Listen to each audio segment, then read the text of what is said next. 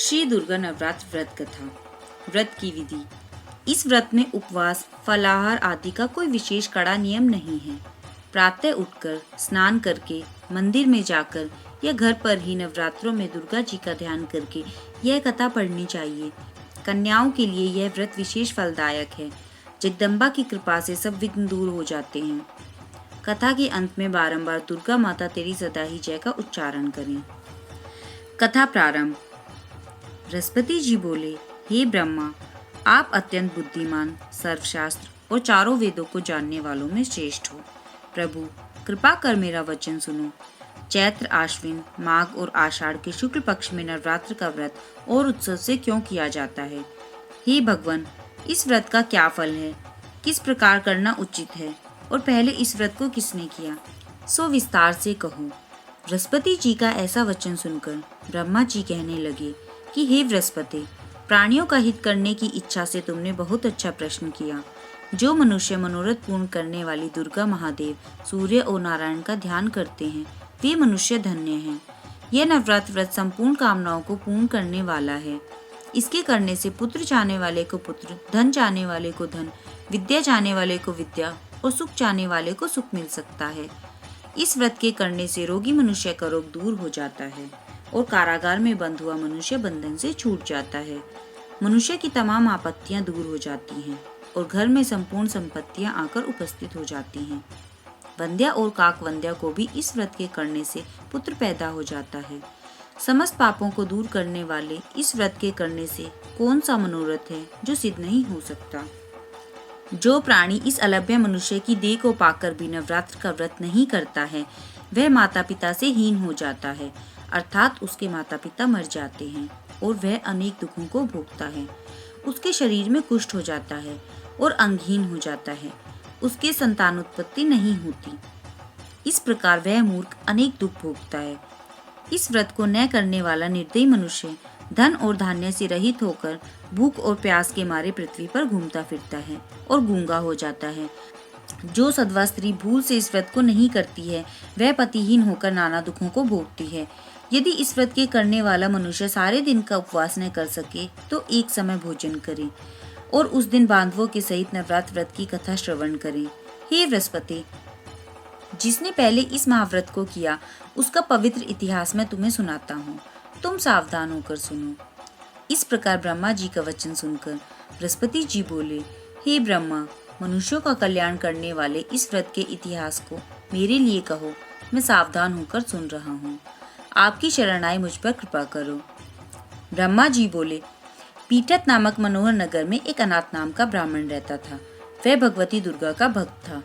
उसके संपूर्ण सद्गुणों से युक्त मानो ब्रह्मा की सबसे पहली रचना हो ऐसी यथार्थ नाम वाली सुमति नाम की एक अत्यंत सुंदरी पुत्री पैदा हुई। वह कन्या सुमति अपने पिता के घर बालकपन में अपनी सहेलियों के साथ क्रीड़ा करती हुई इस प्रकार बढ़ने लगी कि जैसे शुक्ल पक्ष की कला बढ़ती है। उसका पिता प्रतिदिन जब दुर्गा की पूजा और होम किया करता था, वह उस समय भी नियम से वहां उपस्थित होती थी। एक दिन वह सुमति अपनी सखियों के साथ खेलने लग गई और भगवती के पूजन में उपस्थित नहीं हुई। उसके पिता को पुत्री की ऐसी असावधानी देखकर क्रोध आया और पुत्री से कहने लगा, हे दुष्ट पुत्री, आज प्रभात से तूने भगवती का पूजन नहीं किया। इस कारण मैं किसी कुष्ठी और दरिद्री के साथ तेरा विवाह करूंगा। इस प्रकार कुपित पिता का वचन सुनकर सुमति को बड़ा दुख हुआ और पिता से कहने लगी, हे पिताजी, मैं आपकी कन्या हूँ। मैं सब तरह से आपके अधीन हूँ। जैसी आपकी इच्छा हो मेरा विवाह कर सकते हो। होगा वही जो मेरे भाग्य में लिखा है। मेरा तो इस पर पूर्ण विश्वास है। मनुष्य जाने कितने मनोरथों का चिंतन करता है, पर होता वह है जो भाग्य में विधाता ने लिखा है। जो जैसा कर्म करता है उसको फल भी उसी कर्म के अनुसार मिलता है। क्योंकि कर्म करना मनुष्य के अधीन है, पर फल देव के अधीन है। जैसे अग्नि में पड़े हुए तृणादि उसको अधिक प्रदीप्त कर देते हैं, उसी प्रकार अपनी कन्या के ऐसे निर्भयता से कहे हुए वचन सुनकर ब्राह्मण को और अधिक क्रोध आया। तब उसने अपनी कन्या का कुष्ठी के साथ विवाह कर दिया और अत्यंत क्रुद्ध होकर पुत्री से कहने लगा, जाओ जाओ, जल्दी जाओ, अपने कर्म का फल भोगो। देखें भला भाग्य के भरोसे रहकर क्या करती है। इस प्रकार से कहे हुए पिता के कटु वचनों को सुनकर सुमति मन में विचार करने लगी कि अहो मेरा बड़ा दुर्भाग्य है जिससे मुझे ऐसा पति मिला। इस तरह अपने दुख का विचार करती हुई वह सुमति अपने पति के साथ वन में चली गई और भयावनेशा युक्त उस स्थान पर उन्होंने रात बड़े कष्ट से व्यतीत की। उस गरीब बालिका की ऐसी दशा देखकर भगवती पूर्ण पुण्य के प्रभाव से प्रकट होकर सुमति से कहने लगी कि हे ब्राह्मणी, मैं तुम पर प्रसन्न हूँ, तुम जो चाहो सो वरदान मांग सकती हो, मैं प्रसन्न होने पर मनवांछित फल देने वाली हूँ। इस प्रकार भगवती दुर्गा का वचन सुनकर ब्राह्मणी कहने लगी कि आप कौन हो जो मुझ पर प्रसन्न हुई हो, यह सब मेरे लिए कहो और अपनी कृपा दृष्टि से मुझ दीन दासी को कृतार्थ करो। ऐसा ब्राह्मणी का वचन सुनकर देवी कहने लगी कि मैं आदि शक्ति हूँ और मैं ही ब्रह्म विद्या और सरस्वती हूँ। मैं प्रसन्न होने पर प्राणियों का दुख दूर कर उनको सुख प्रदान करती हूँ। हे ब्राह्मणी, मैं तुझ पर तेरे पूर्व जन्म के पुण्य के प्रताप से प्रसन्न हूँ। मैं तुम्हारे पूर्व जन्म का वृत्तांत सुनाती हूँ। सुनो, तू पूर्व जन्म में निषाद भील की स्त्री थी और अति पतिव्रता थी। एक दिन तेरे पति निषाद ने चोरी की। चोरी करने के कारण तुम दोनों को सिपाहियों ने पकड़ लिया और ले जाकर जेल खाने में कैद कर दिया। उन लोगों ने तेरे को और तेरे पति को भोजन भी नहीं दिया। इस प्रकार नवरात्र के दिनों में तुमने न तो कुछ खाया और न जल ही पिया। इस प्रकार 9 दिन तक नवरात्र का व्रत हो गया। हे ब्राह्मणी, उन दिनों में जो व्रत हुआ उस व्रत के प्रभाव से प्रसन्न होकर तुम्हें मनवांछित वस्तु दे रही हूँ। तुम्हारी जो इच्छा हो सो मांगो। इस प्रकार दुर्गा के कहे हुए वचन सुनकर ब्राह्मणी बोली, अगर आप मुझ पर प्रसन्न हैं तो हे दुर्गे, मैं आपको प्रणाम करती हूँ। कृपा कर मेरे पति के कोढ़ को दूर करो। देवी कहने लगी कि उन दिनों में जो तुमने व्रत किया उस व्रत के एक दिन का पुण्य अपने पति का कोढ़ दूर करने को अर्पण करो। मेरे प्रभाव से तेरा पति कोढ़ से रहित और सोने के समान शरीर वाला हो जाएगा। ब्रह्मा जी बोले। इस प्रकार देवी के वचन सुनकर वह ब्राह्मणी बहुत प्रसन्न हुई और पति को निरोग करने की इच्छा से ठीक है ऐसे बोली। तब उसके पति का शरीर भगवती दुर्गा की कृपा से पुष्टहीन होकर अति कांतियुक्त हो गया, जिसकी कांति के सामने चंद्रमा की कांति भी क्षीण हो जाती है। वह ब्राह्मणी पति की मनोहर देह को देखकर देवी को अति पराक्रम वाली समझकर स्तुति करने लगी। हे दुर्गे, आप दुर्गति को दूर करने वाली, तीनों जगत का संताप हरने वाली, समस्त दुखों को दूर करने वाली, रोगी मनुष्य को निरोग करने वाली, प्रसन्न होने पर मनवांछित वस्तु देने वाली और दुष्ट मनुष्यों का नाश करने वाली हो। तुम ही सारे जगत की माता और पिता हो।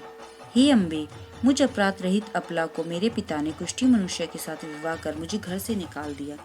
उनकी निकाली हुई मैं पृथ्वी पर घूमने लगी। आपने ही मेरा इस आपत्ति रूपी समुद्र से उद्धार किया है। हे देवी, मैं आपको प्रणाम करती हूँ। मुझ दीन की रक्षा करो। ब्रह्मा जी बोले कि हे बृहस्पति, इसी प्रकार उस सुमति ने मन से देवी की बहुत स्तुति की। उससे की हुई स्तुति सुनकर देवी को बहुत संतोष हुआ और ब्राह्मणी से कहने लगी, हे ब्राह्मणी, तेरे उद्यालक नाम का अति बुद्धिमान, धनवान, कीर्तिमान और जितेंद्रिय पुत्र शीघ्र ही होगा। ऐसे कहकर देवी उस ब्राह्मणी से फिर से कहने लगी कि हे ब्राह्मणी, और जो कुछ तेरी इच्छा हो वही मनवांछित वस्तु मांग सकती है। ऐसा भगवती दुर्गा का वचन सुनकर सुमति बोली कि हे दुर्गे, अगर आप मेरे पर प्रसन्न हैं तो कृपा कर मुझे नवरात्र व्रत विधि बतलाइए। हे दयावती, जिस विधि से नवरात्र व्रत करने से आप प्रसन्न होती हैं उस विधि को और उसके फल को मेरे से विस्तार से वर्णन करें।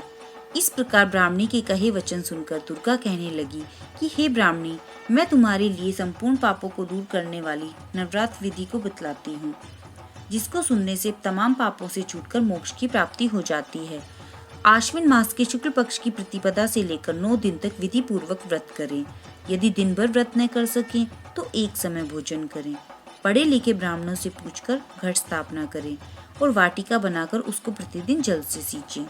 महाकाली, महालक्ष्मी और महासरस्वती इनकी मूर्तियां बनाकर उनको नित्य विधि सहित पूजा और पुष्पों से विधि पूर्वक अर्घ्य दें। बिजोरा के फूल से अर्घ्य देने से रूप की प्राप्ति होती है और जायफल से कीर्ति और दाग से कार्य की सिद्धि होती है।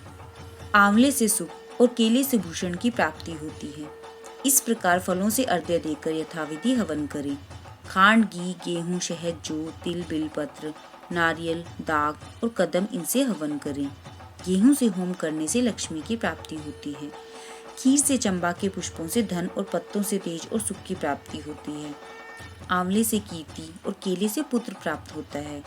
कमल से राज सम्मान और दाखों से सुख और संपत्ति की प्राप्ति होती है। खांड, घी, नारियल, शहद, जौ और तिल, इनसे तथा फलों से होम करने से मनवांछित वस्तु की प्राप्ति होती है।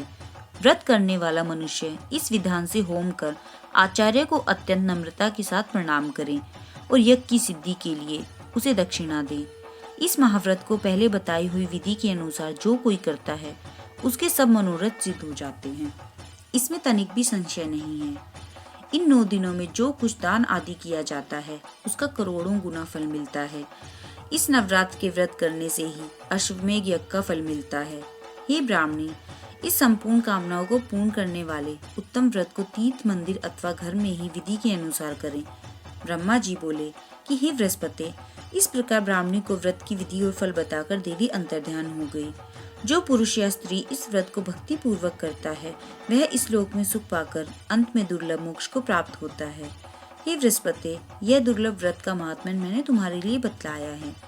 ऐसे ब्रह्मा जी के वचन सुनकर बृहस्पति जी आनंद के कारण रोमांचित हो गए और ब्रह्मा जी से कहने लगे कि हे ब्रह्मा, आपने मुझ पर अति कृपा की जो अमृत के समान इस नवरात्र व्रत का महात्म्य सुनाया। हे प्रभु, आपके बिना कौन इस महात्म्य को सुना सकता है।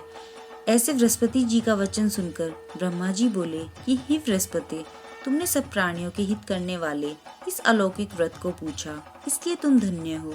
यह भगवती शक्ति संपूर्ण लोकों की पालन करने वाली है। इस महादेवी के प्रभाव को कौन जान सकता है।